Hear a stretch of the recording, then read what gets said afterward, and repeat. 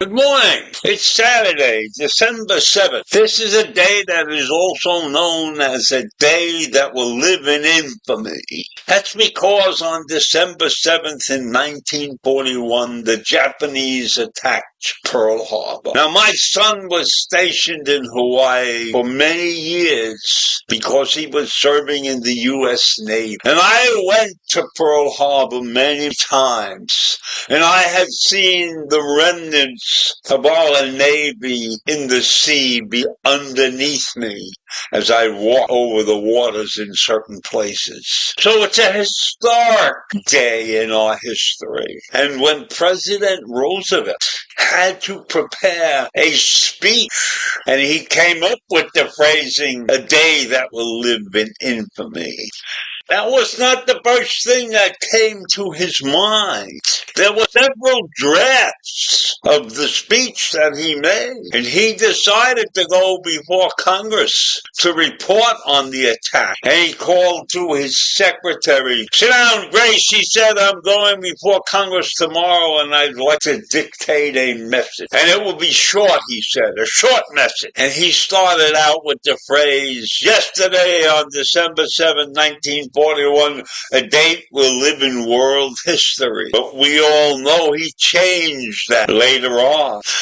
He changed that to a day of infamy. And that is what December 7, 1941 is often called. A day that will live in infamy. Now, on that day, Roosevelt was just finishing lunch in his Oval Office on the second floor of the White House. And he was preparing to work on his stamp album when the telephone rang. And the White House operator announced that the Secretary of the Navy, Franklyn Knox, was on the line and insisted on talking to him. And Roosevelt took the call. The Japanese had attacked Pearl Harbor in Hawaii just before 8 a.m.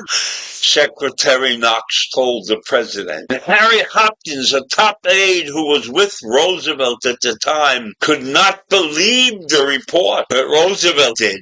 It was just the kind of unexpected things the Japanese would do, he said. At that very time, they were discussing peace in the Pacific, and they were plotting to overthrow it.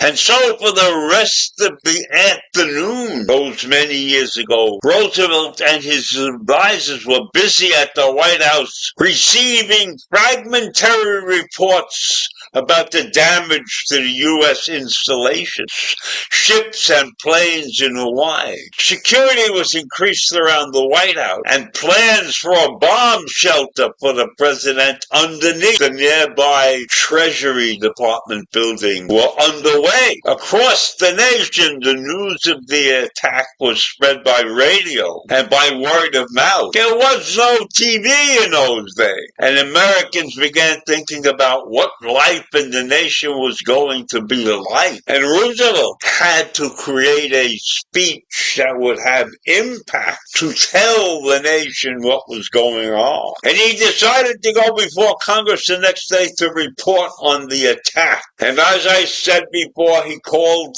upon his secretary to create this speech, and he wanted it short. And it was short. And they were making changes all afternoon. And Roosevelt took back the first and the second and the third copies and kept on making revisions to these speeches. And as he was getting update from the status of what was going on at Pearl Harbor, he figured out how to put those things into this speech. But remember, this was a short speech, and he added something like, no matter how long it may take us to overcome this premeditated invasion, the American people will, in their righteous might, win through to absolute victory. And there were other revisions beyond that. Two of Roosevelt's speechmakers were in New York City on December 7th, and they did not participate in the drafting of the speech.